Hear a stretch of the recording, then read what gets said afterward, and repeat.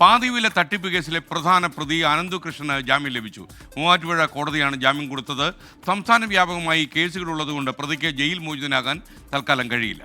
വിഷ്ണു സുരേഷ് വിവരങ്ങളുമായി ചേരുന്നു. Vishnu, good morning. പറയും. Good morning. ഈ പാതിവില തട്ടിപ്പുമായി ബന്ധപ്പെട്ട് കേസിലെ ഒന്നാം പ്രതിയായ അനന്തുകൃഷ്ണനാണ് ആദ്യ കേസിൽ ജാമ്യം ലഭിച്ചത്. മൂവാറ്റുപുഴ പോലീസ് രജിസ്റ്റർ ചെയ്ത 9 കോടി രൂപ തട്ടിപ്പുമായി ബന്ധപ്പെട്ട കേസിനാണ് ജാമ്യം ലഭിച്ചത്. ഈ കേസിന്റെ അന്വേഷണങ്ങൾ, അതായത് പാതിവില തട്ടിപ്പുമായി ബന്ധപ്പെട്ട കേസിന്റെ അന്വേഷണം ക്രൈംബ്രാഞ്ച് പ്രത്യേക സംഘം ഏറ്റെടുക്കുകയും അവരാണ് അന്വേഷണം മുന്നോട്ട് കൊണ്ടുപോവുകയും ചെയ്യുന്നത്.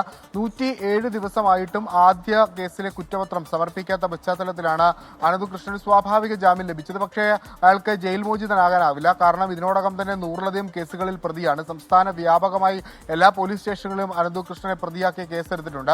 ആ ഒരു പശ്ചാത്തലത്തിൽ ഈ ഒരു കേസിൽ ജാമ്യം ലഭിച്ചെങ്കിലും മറ്റ് കേസുകളിൽ ലഭിക്കാത്ത പശ്ചാത്തലത്തിൽ അനന്തുകൃഷ്ണൻ ജയിലിൽ തുടരേണ്ടി വരും. പക്ഷേ ഒരു സാഹചര്യം നിലവിലുള്ളത് അനന്തുകൃഷ്ണനെ സംബന്ധിച്ചിടത്തോളം ഈ ആദ്യ കേസിൽ ജാമ്യം ലഭിച്ചതുകൊണ്ട് തന്നെ ഇനി മറ്റ് കേസുകളിൽ ജാമ്യത്തിന് ഹർജി നൽകി കഴിഞ്ഞാൽ ആ കേസുകളിലൊക്കെ ജാമ്യം കിട്ടാനുള്ള ഒരു സാധ്യതയും വളരെ കൂടുതലാണ്.